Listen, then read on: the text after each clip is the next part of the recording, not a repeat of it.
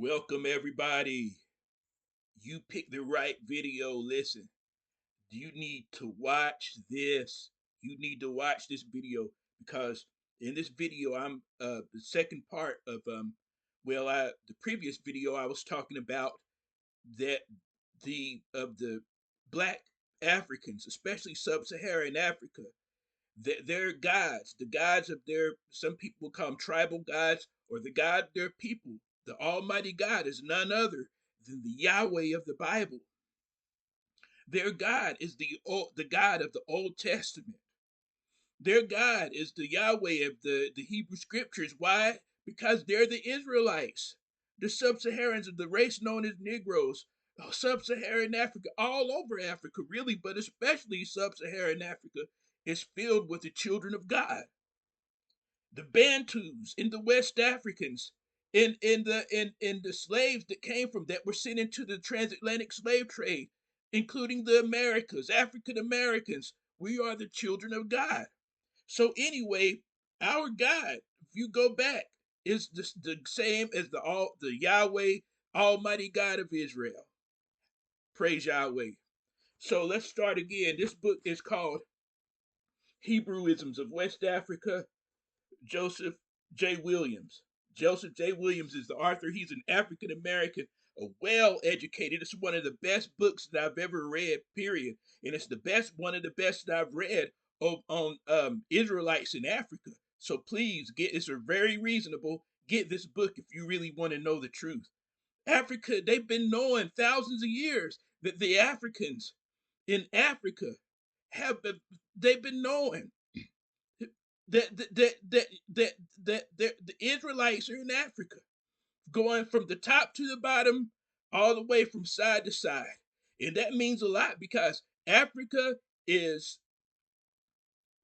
Do you if you look at maps, it's deceiving, but the United States can fit into Africa 4 times, so that's a whole lot of people, a whole lot of Israelites in Africa. Okay, so anyway, uh I'll start on page 348 again. And it's ironic that this is on 4/8 because I've been doing videos about the total solar eclipse and about how the April 8th, 2024 marked a serious time for prophetic judgment from the Almighty Father. And I just thought that it's really something that on this page is 348. Okay, anyway, I'll start here. That 9 is regarded as the supreme ruler of the world is shown by the willingness of the Agnas to apply to him, in him only, the Muslim title of Allah. Okay? Here we should notice that the Nyan or Nyan of northern Nigeria, whence the Ashanti came. See, they all came from the same place. So the Ashanti, the Ewe, the Yoruba, the Igbo, the Gagdames, the Bemeleke, the Kosa, the Zulus, the Shona, the Limbas, all over just the Balubas, all over Africa are all the same people. And you all the Bantus and West Africans come from the same place.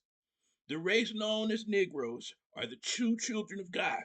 So anyway, okay, we should notice here that the Nyan, the name of God, Nyan of northern Nigeria, whence the Ashanti came, is identical with the compounding of the form of the Ashanti god Nyame. Yahweh. Nyame is Yahweh. Nyame, the god of the Africa, the black Africans. It appears, for example, in Yankopan, in Yamekopan, in Yame alone, great one. A.W. Cardinal, treating of the natives in the northern territories of the Gold Coast, speaks of a tribe called Kasina or Awuna that is now almost extinct. It has many characteristics in common with the Ashanti. For example, ye is the verb to be in both. In regards to both, we find the same balance of structure in their poetry that is also characteristic of the Hebrew. They're speaking Hebrew. You're speaking Hebrew. The people speaking the Niger Congo language, the Bantus and the Bantu West Africans. You're speaking Hebrew. You're the Hebrews. You're the Israelites. Okay. With the Kasena, the name of the supreme being is way, Yahweh, way, Yahweh, which looks like what Kali calls the earliest form of the word which Yahweh is derived, namely Yehu, or else corrupted form of Yahweh itself, the verbal component of Yah being dropped.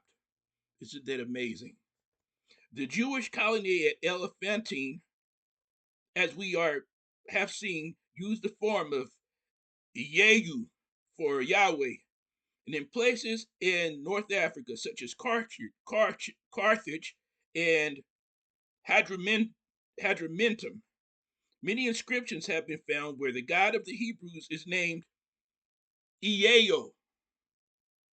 That's their version of Yahweh. Yeo. Just as the excavations at Samaria show the form Yahweh, they're all the same. There are evidently survivals of old forms of the Tetragrammaton.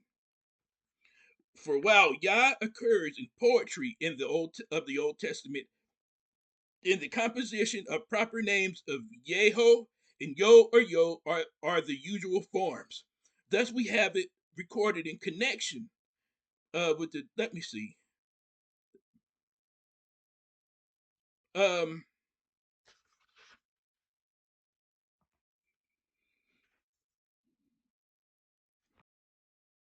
okay. The Ashanti, as we have seen, with the Ashanti, as we have seen, the supreme being is Nyame.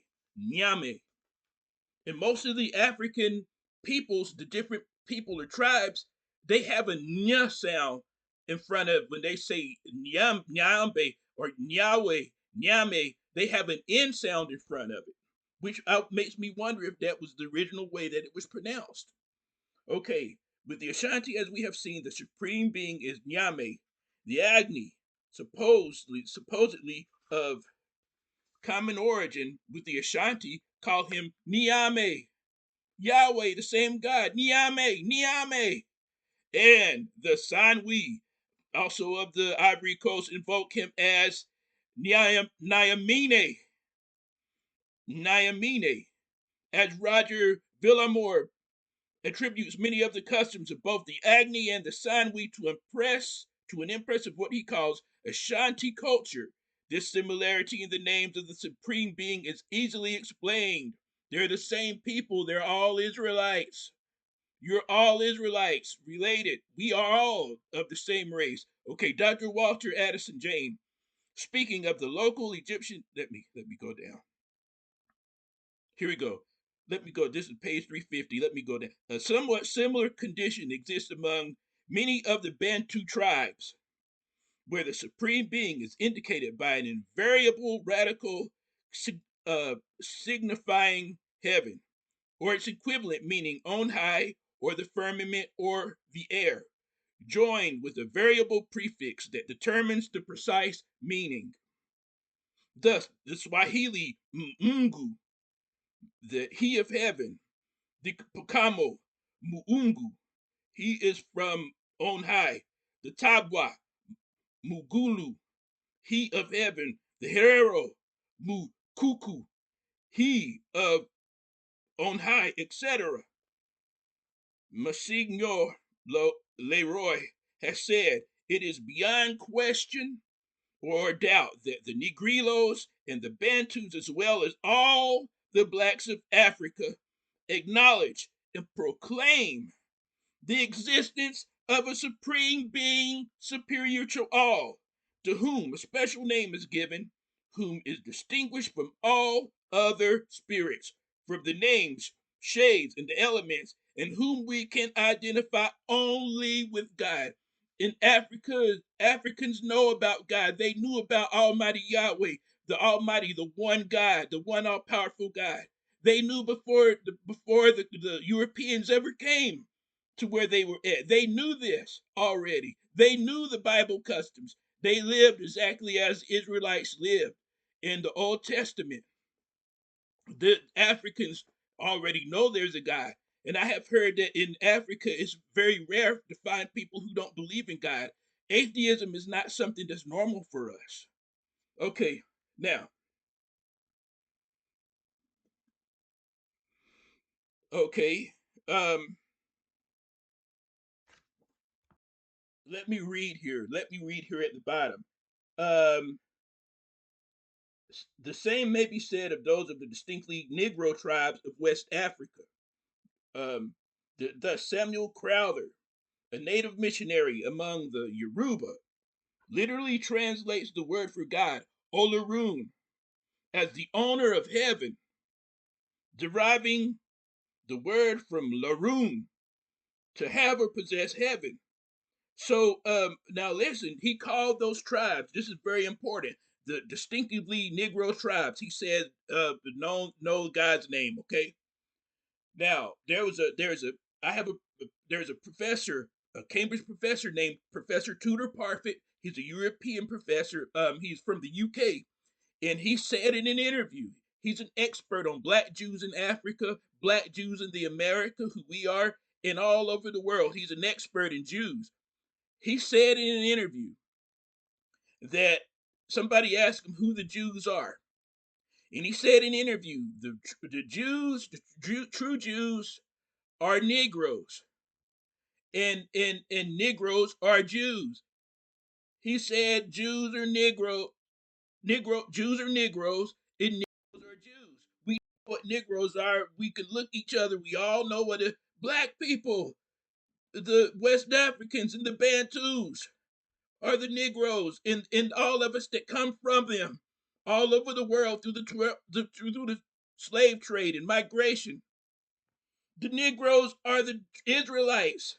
This is what it's basically saying, because the Yoruba is the same as the Gadangme or the Gadangbe. They're the same as the Zulu. They're the same as the Shona or Ndebele or Ovimbundu. Okay, all the same people, all the Israelite children of God. Praise Yahweh. Okay, here is more proof that the Africans already knew that there's one Almighty God. They know this. Okay, J. Leighton Wilson had already written in the middle of the past century, when treating of northern Guinea, he places along the west coast of Africa between Cape Verde and the Cameroon Mountains the belief in one supreme being who made and upholds all things is universal, nor is the idea imperfectly or obscurely developed in their minds. The impression is so deeply engraved upon their moral and mental nature that any system of atheism strikes them as too absurd and too preposterous to require a denial. It's absurd to them. It was absurd for the Africans that the atheism, that people could believe in no God. And it's like that to many now. Okay.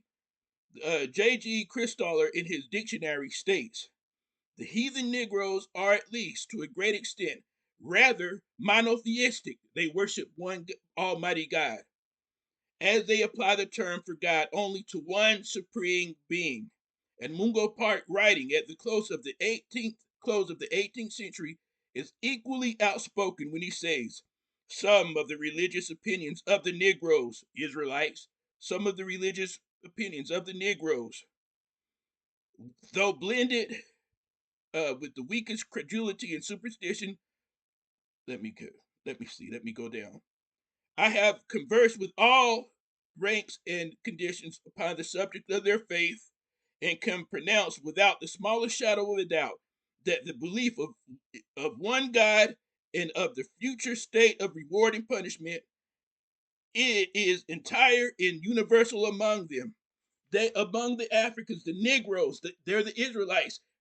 They all knew about the one Almighty Supreme Being, God Yahweh. I'll be back with another lesson. Praise Yahweh.